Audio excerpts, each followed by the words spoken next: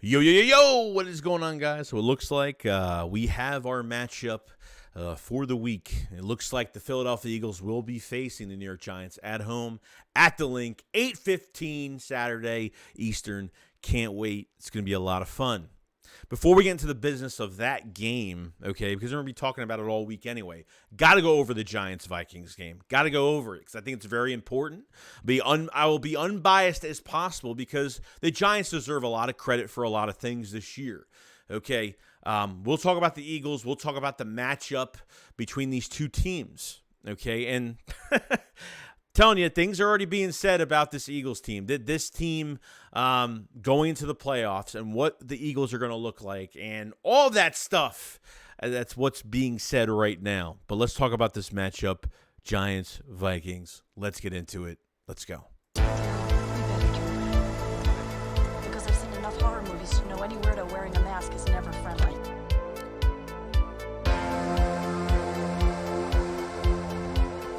What is going on, guys? Hope everyone's having a fantastic day. So I want to go over the Giants and the Vikings. Giants win against the Vikings 31-24. And it was a very big, much back-and-forth game. A game that we knew that, yeah, it was going to be toe-to-toe, and the Giants are fighting, man. They're fighting for their lives in this game. Thought they did a really good job offensively. Defensively, thought they did really well. This offense for the Giants is, I got to have respect for it because Daniel Jones Daniel Jones, and they have turned this offense from, they take nothing and turn into something with it. Got to give the coaching staff respect, okay? The coaching for the New York Giants is really good. Comes down to their offense, their defensive coaches, it is good. I mean, you got Brian DeBall, quarterback-friendly coach. I mean, you got Mike Kafka with the offense. I mean, one of the best at it right now. Wink Martindale, defensive coordinator, that was with the Ravens for years, and as his defenses are always aggressive all the time, every game. The most blitz team, the team that blitzes the most, is the New York Giants, and that's how well they do play. Does not matter if they're up and down in games. It doesn't matter whatsoever. But it was a back-and-forth game. The Vikings have been the most fraudulent team I've ever seen. I think we all had the Giants winning this game. It's just the truth, guys. I thought beginning to middle of the season, Vikings played pretty good, as well as the NFC East, okay? As well as the NFC East, besides the Giants having the Baltimore Ravens on their schedule, I think we've all had a pretty simple schedule. I think we've all had a pretty easy schedule, okay? Obviously, going to next year in 23 is going to be a different story. But this year, the whole NFC East has had really a pretty fair schedule, and the Vikings have had a pretty fair schedule as well. Fraudulent, yes, because look at, you have a wide receiver in Justin Jefferson that has over 1,800 yards and only 8 touchdowns for the year. Kirk Cousins is pretty much playing for his life this year because this is the last year of his contract. I don't know if it was a franchise tag. I know he had one more. I think they franchise tagged him or they did something. He's making a really good amount of dollars this year and was really proved to, is he going to be the future of that team? And it looks like it's not. I figured, I thought the Giants have done a really good job in getting pressure on Kirk Cousins in this game, not allowing him to move too much in the pocket, getting at least a hand on him, which would kind of confuse him a little bit and kind of, overstep himself, to get sacked or to mess up some of his passes, which definitely happened. I mean, Justin Jefferson was closed down to, 46, 47 yards, which is great. So they took care of that. But obviously, a lot of blown coverages at tight end with TJ Hawkinson, a lot in this game, Adam Thielen. So obviously there's more weapons to this team for the Vikings offense. But Wink Martindale, I love his play because he stays aggressive. Does not matter who's the quarterback. It does not matter. That coach stays aggressive non-stop. And I absolutely love it. I really do. Whether they're up in games, down in games, does not matter. That coach stays aggressive 24/7 every single game. Okay, so much respect to that. They got Adoree Jackson back. They got their DT back. They're getting some players back, which is good. Offensively, Daniel Jones was very aggressive in this game, especially in the beginning, which I think they kind of had to back up on it a little bit. Daniel Jones was very aggressive with his movement, some read options, keeping the ball for himself, running on his own. There were times where he took a good amount of hits, and I was like, damn, like they need to stop a little bit here because you don't want to get Daniel Jones hurt. And then they backed up a little bit. They started running with Saquon a little bit more. They started doing some different things. They started running some crosses. They shallow routes. I mean, they start doing a lot with this offense. They have good and guys like, you look at the names of these receivers. Darius Slayton, obviously their best receiver that they have, and he had that big drop at the end of the game. They had that big drop at the end of the game, in this Vikings game, and that was a potential touchdown, a big first down for them. But from what they have this year, I mean, Kenny Golladay being really nothing in general, like a $72 million quarterback, wide receiver, and only having 8 catches for the year. There's really not much there. A blocker, sure, very good at blocking. I think his blocking is great, but you're not paying him to do that. But it's just a bad contract at the end of the day. Richie James is a speedster. They could put him inside, outside, use him on slants. They do a really good job with him. Isaiah Hodgkins is another one. He had over 100 yards today, and I thought he played really well. So they make something out of nothing. Sterling Shepard's not playing. I mean, they're the guy from Kentucky, he's not playing. Their second-round pick's not playing. So, I mean, they got injuries. They have injuries. And they have two, pretty good, Saquon Barkley and Breda, 2 good running backs. Their offensive line's been up and down all year. But that coaching staff is what really drives that team on both sides, especially offensively, man. There's really not a lot of weapons, but they make it work. Okay, and that's what I have to give the Giants props for that. There's no doubt in my mind teams played tough this year. Giant fans probably had no idea they were going to have a season like that. I probably say 100% of them did not think they were going to have a season like this year. I thought they were going to be in last place this year. That's how crazy it is. Obviously, the NFC has been pretty weak. Almost the whole NFC East went to the playoffs. Besides obviously the Commanders didn't make it, but I think this was one of those really strong years by the Giants, and a really good first year by Brian DeBall, his coaching staff with Mike Kafka and Martindale having as an aggressive defense was really putting your offense in really good position this year. So that's my unbiased opinion about the Giants. Okay. And the Vikings, they're just not good. This isn't an upset. Why do people call this an upset? It's upset. And Giant fans are going crazy right now. Obviously, they're going crazy. They haven't won a playoff game since 2016. I totally understand it. They're excited, and they should be. Okay? They should be excited. All right? But the Vikings aren't good.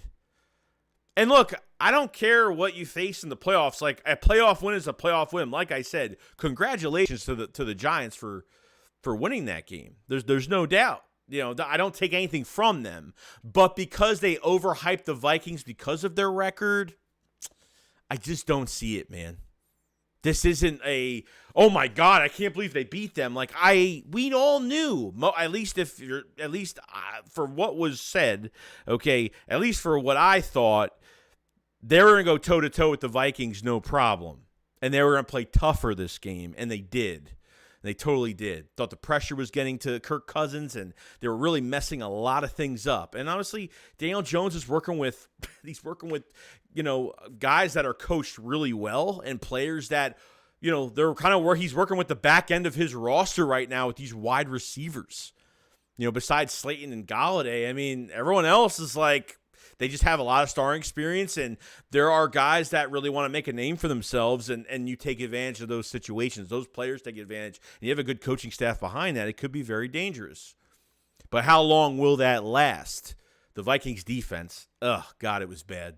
It was really bad. When you talk about running crosses and slants, I mean, they just couldn't get anything done. I mean, that defense could not cover anything. It was that bad.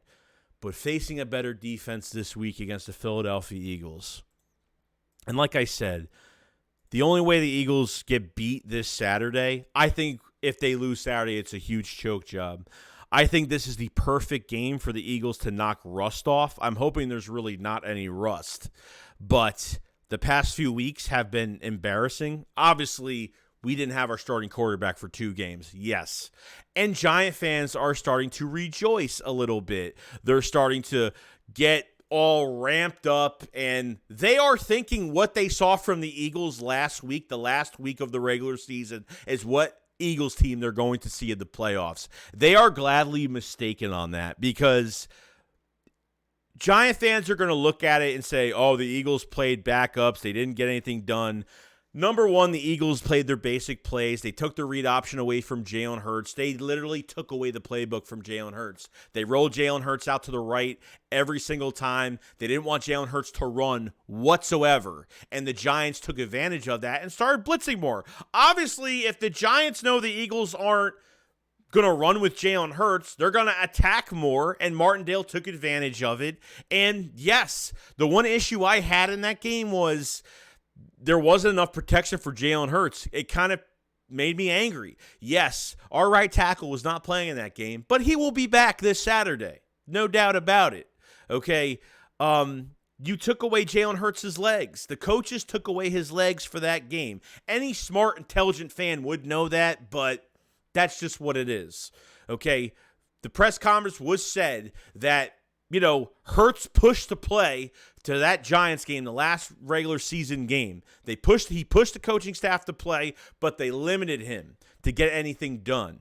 Okay? And yes, he didn't throw for 2 weeks. So, yeah, affected him a little bit, but I am telling you right now, they have been downplaying his shoulder injury so much to the point where Hurts is going to be unleashed this Saturday. The Giants are going to see a different Jalen Hurts, and if they blitz and they don't get him, the Giants are going to pay for it.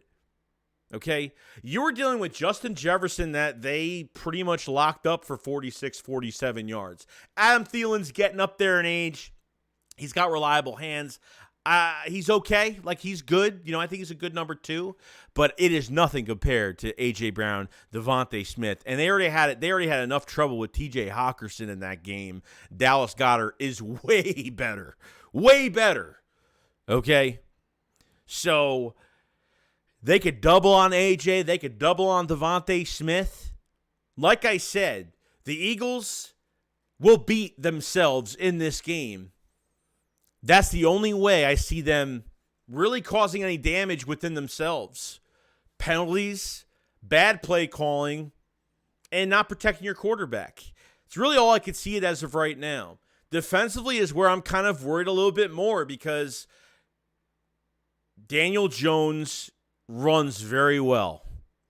And I'll say this, when he was being very aggressive in that Vikings game, when he was running on his own, when he was scrambling on his own, he's very good. And there were times where the Vikings weren't containing outside, and it was a free run by the quarterback. That's what I do not want to happen in this game. Got to contain that outside. But I think you're facing a better defensive line with the Philadelphia Eagles. You have better depth. You're going to have Robert Quinn back on top of Josh Sweat coming back. Okay? The defensive tackle position, it's different now. It's not the same as it was. This team is pretty much 100%. It's going to be almost 100% health if Avonte Maddox comes back.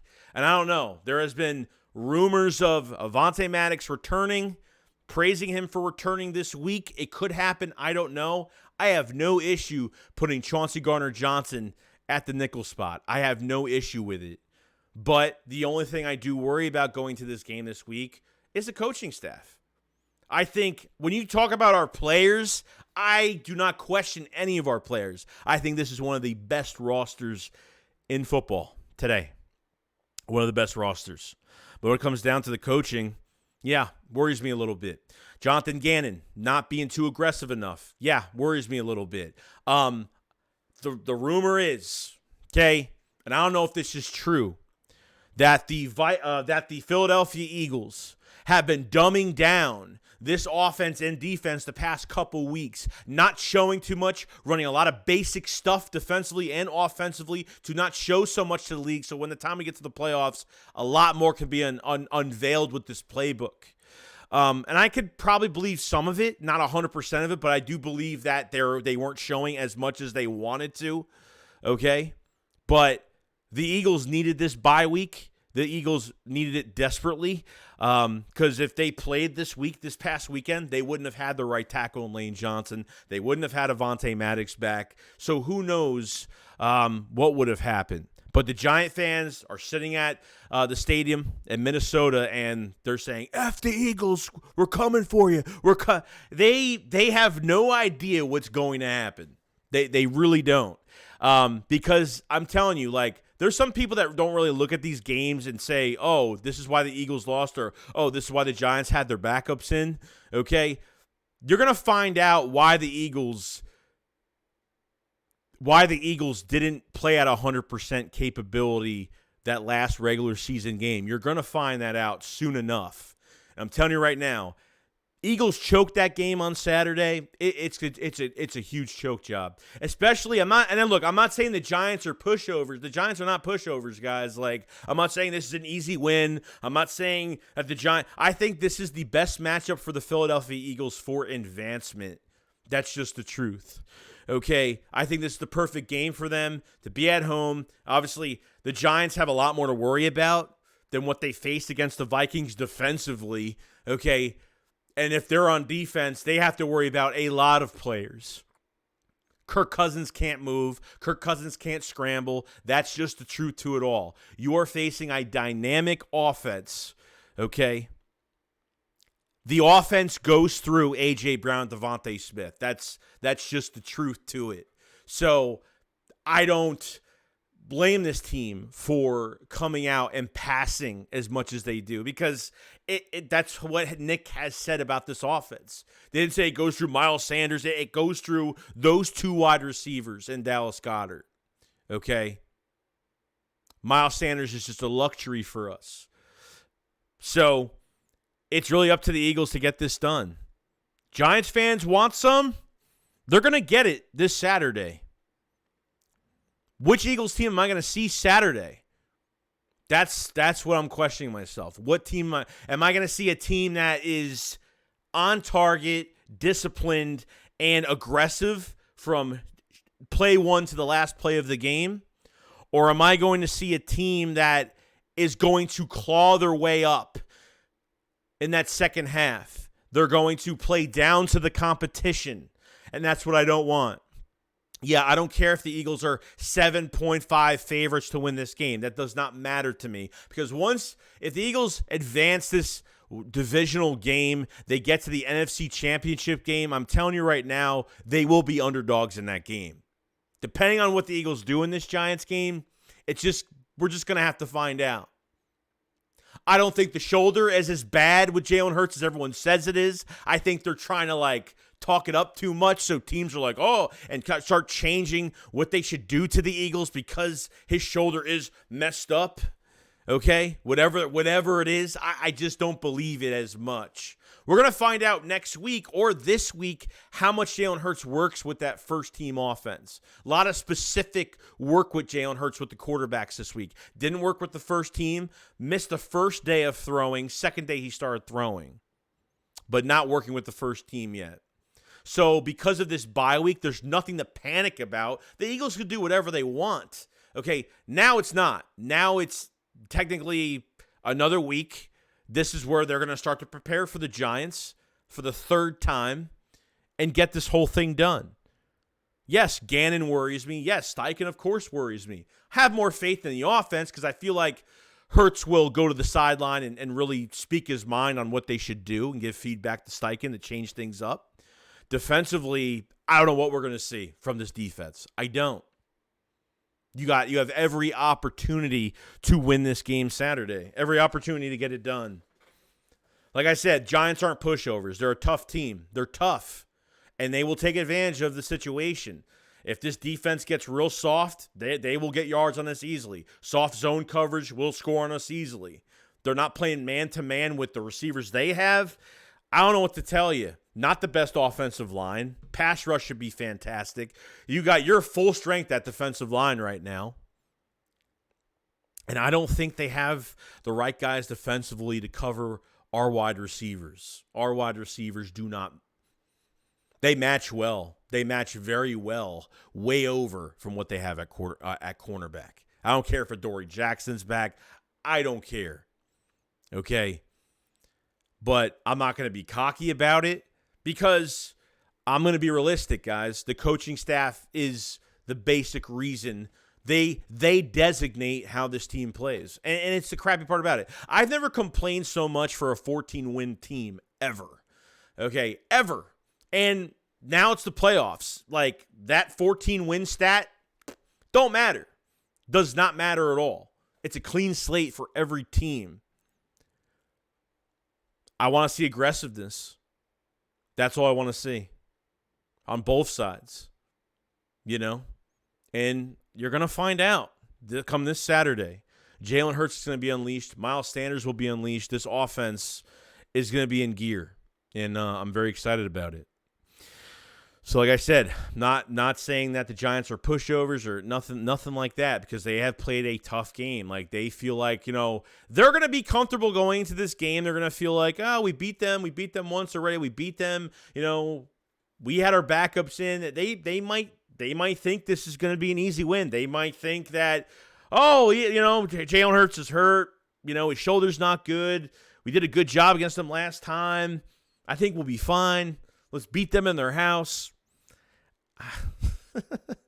When it comes to Nick Sirianni's culture and these players, man, that come together, I don't know, man. I guess we're going to wait and we're going to see. And I already know what the outcome is going to be, man. I already know what the outcome is going to be. And I feel like the Eagles are going to do some damage in this game. I just don't want this offense to play down to the competition. And I don't want this team to have to claw their way in the second half just to get points on the board and play catch-up in the second half. Like, I don't want this game tied in the second half. Like, yeah, I like to have those early leads in the first half, and God knows what you could do later on, you know, and if you are up a good amount of points, you maybe could rest players. That's what I'm saying in this game. If they play to their full capability, there is no excuse. No excuse. Yeah, I said resting players. Yes, I said it because, like I said, if the Eagles give me 100% on both sides, and like I said, playoff games are never perfect, okay? And it doesn't matter how many points you beat a team by. Like, you get the win at the end of the day. Like, you get the win, that's all that matters, especially in the playoffs. Regular season, yes, you can criticize. Playoffs, you can still criticize your offense or your defense. But a win is a win. You get the win, and like I said, there will be problems. Like, I'm not saying that this team won't make mistakes Saturday. They might. They might have some mistakes made on Saturday. Hopefully not horrible ones, but little things that could have been fixed or whatever. But, you know, let them be happy about winning their playoff game and a Vikings team that, you know, this wasn't you know, everyone's thinking this was, oh my God, they beat the Vikings. Oh, it's like, no, dude. It's not as serious as everyone thinks it is. Like, I had the Giants winning this game. Simple as that. Like, they just had the tougher team and the better coach team. Giants coaching versus Eagles coaching. Well, we're going to find out who's got the better coaching Saturday. Eagles have had extra time. There's no excuse. These coaches have had all this time to prepare. Obviously, now they know they have to face the Giants, but you've already faced them twice this year. You already watched them play in a playoff game. There's no excuse with a healthy roster, more time off, getting players back to lose this game Saturday. That's just the truth to it all. So for the New York Giants, we will see you guys this Saturday. And, yeah. Like I said, gave my props to the Giants. Respect that team for being tough, and they are a tough team. The Eagles, I know, are tougher. And like I said, coaching is coaching, man. Eagles got to get that done right, because sometimes it really messes with my head when it comes to, are the Eagles going to coach this game well? I really hope so, because it will be a shame to lose this game because of coaching, not the players. All right, guys, you guys have a fantastic day. I'll see you guys on the next one. SHAKESQUAD up, follow us a lot. Peace out, guys. Peace.